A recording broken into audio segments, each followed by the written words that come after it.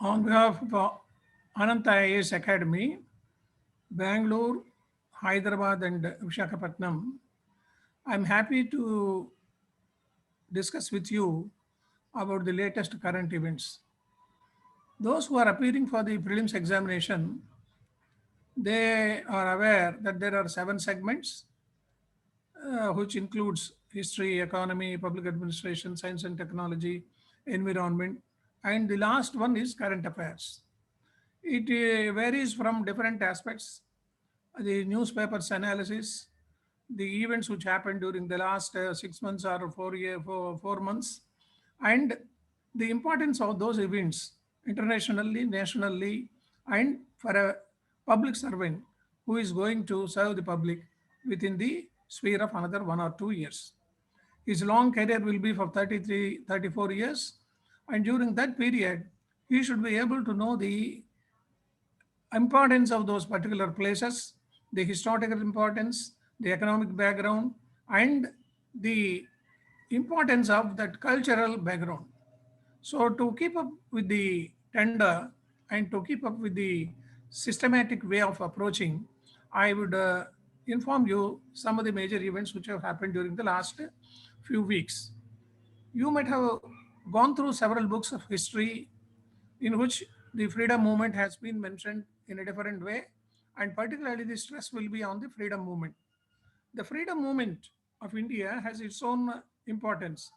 People like Gokhale, Tilak, Mahatma Gandhi, and people who emerged later, Mr. Jawaharlal Nehru and others, and who made a mark by Sardar Patel's intervention in combining several princely states. So all these things are remain as a background. And while dealing with the subject history, particularly with the freedom movement, you may be aware that the Quit India movement has happened, and later civil disobedience movement, and all these things have happened during a span of 20, 25 years. The struggle, in fact, started way back in 1857, but the real thing happened when Gandhi emerged in India and Gokhale and Tilak have done their own best. In this connection, the historical aspects of India's freedom movement is a major bolt on the inventions of British people who made several attempts not to give the citizenship or for the democratic way of giving India's freedom. So now I will touch upon the recent happenings which happened. The Union Home Ministry order invited citizenship. This is a debatable point. The Union Home Ministry order inviting citizenship applications faces a Supreme Court challenge also. The recent petition filed in Supreme Court said that government order utterly discriminates and deprives a class of persons, namely Muslims. This is the bone of contention. What is the background? The Citizenship Amendment Act 2019 seeks to amend the Citizenship Act of 1955. There was an act of 1955, and this is going to be amending this act. The 1955 Act provides various ways in which citizenship may be acquired. It provides citizenship by birth, descent, registration, naturalization, and by incorporating territory in India. Suppose some territory has been incorporated into India, then automatically they will become the citizens.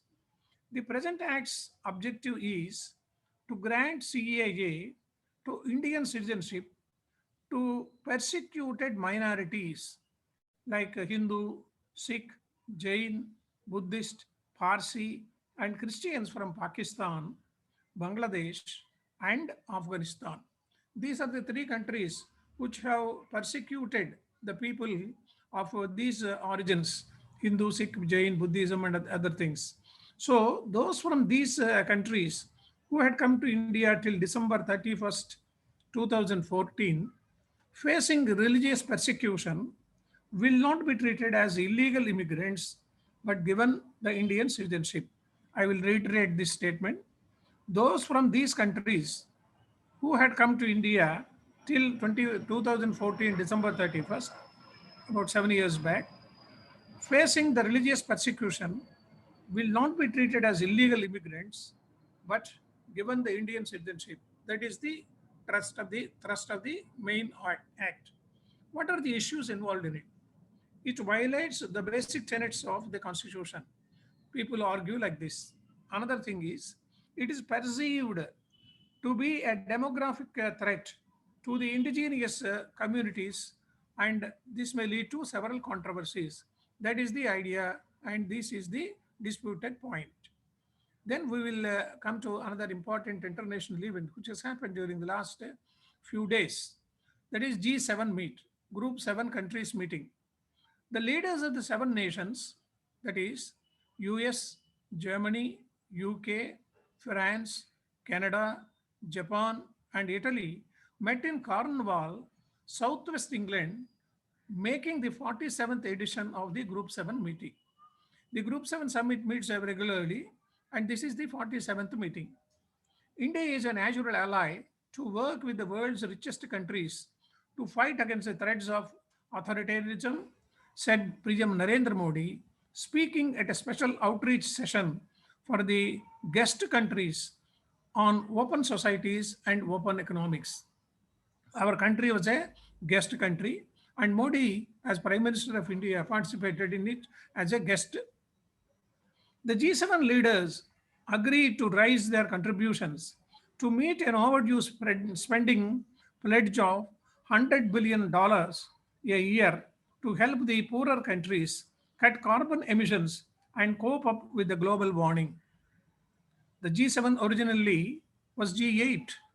It was set up in 1975 as an informal forum bringing the leaders of the world's leading industrial nations. It was originally meant for the leading industrial nations. In 2014, Russia was suspended from this group for moving the Russian troops into the eastern Ukraine and conquering the Crimea in 2014. That is why Russia has been eliminated, and now it is G7 countries. Then the G7 has taken a decision. What is that? The G7 accommodates Indian stand on need for internet curbs. This is a major decision because we have so many cyber crimes. So the internet curbs have been implemented, and the G7 accommodated the India stand. India has signed off a joint statement by G7 and guest countries on open societies that reaffirm and encourage the values of freedom of expression, both online and offline. This is the most important thing which you have to keep in mind. The to encourage the values of freedom of expression, both online and offline.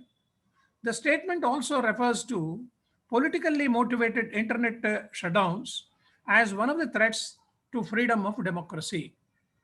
The host British Prime Minister Boris Johnson, calling them democracies 11, the 11 countries signed because it is known as democracies 11. India has been under the scrutiny over the internet curbs in Jammu and Kashmir. There was a lot of discussion and debate also on curbing the internet facilities at Jammu and Kashmir during that period.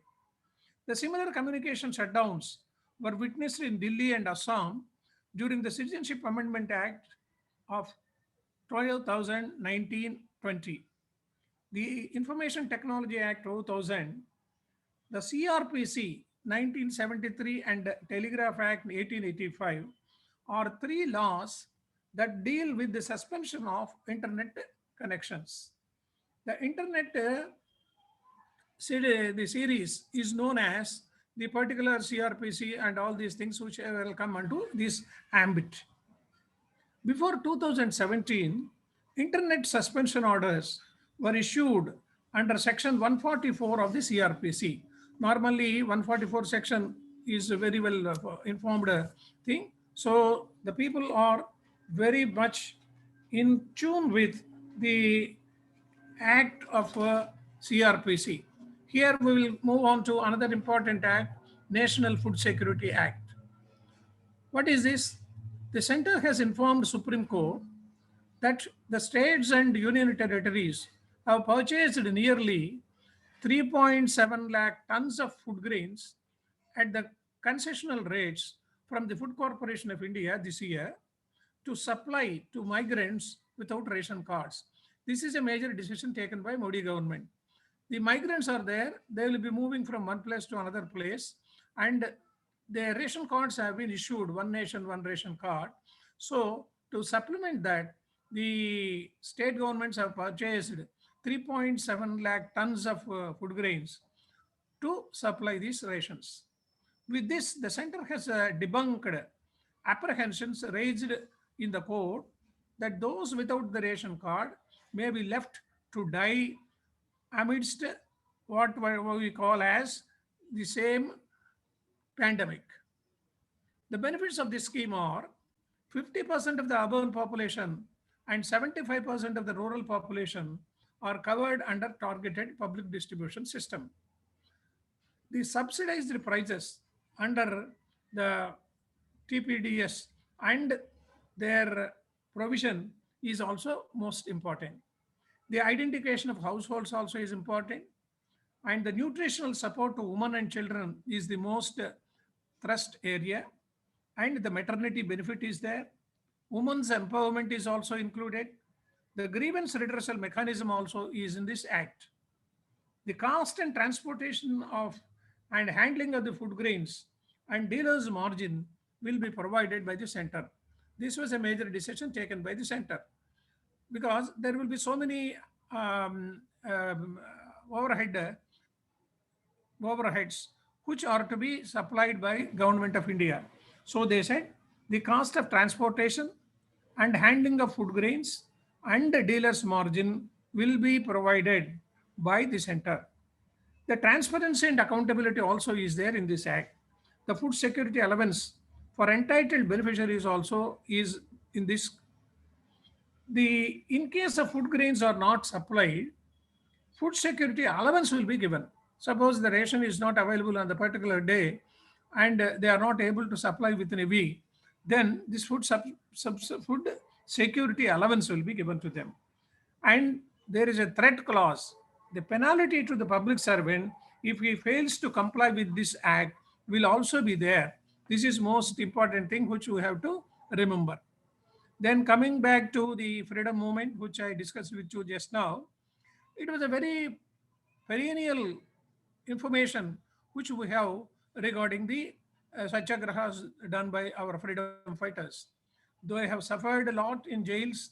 They have suffered with their families because they were kept away from the family, and they were in jails for a longer periods also. And they were at different places also, like Port Blair and other places. So you remember one important satyagraha called as Janda Satyagraha. Janda means the tricolor flag. The Ministry of Culture on 18th June had organized a program to observe the flag Satyagraha in Jabalpur, Madhya Pradesh. This is a very important event which was held by the Ministry of Culture. What is the flag Satyagraha? That movement shook the British government, and it influenced a new life, and it infused a new life into the freedom movement. It was held in Jabalpur and Nagpur in 1923, way back 100 years back. The news of hoisting flag at Jabalpur spread like a fire, and flags were hoisted at several places across the country. On the particular day when it was held, the news spread like a fire, and almost all the country was in a tow to accept that satyagraha. What is the significance of it?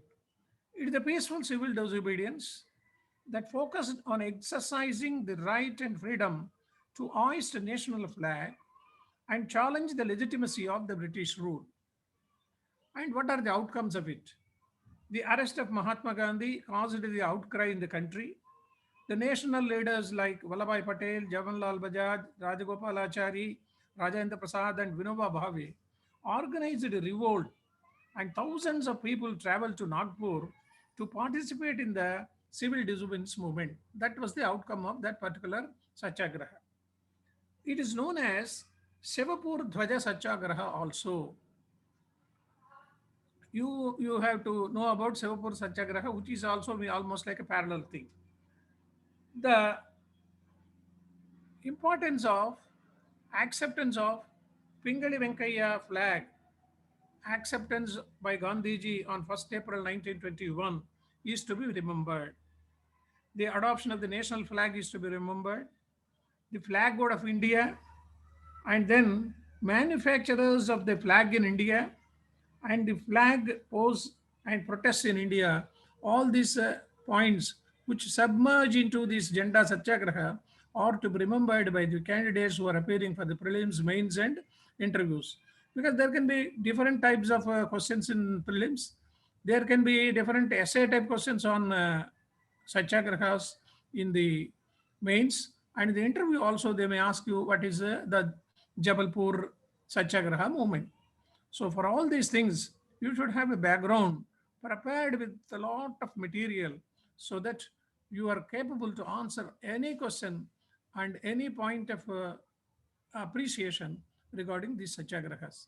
I thank you all and I wish you all the best.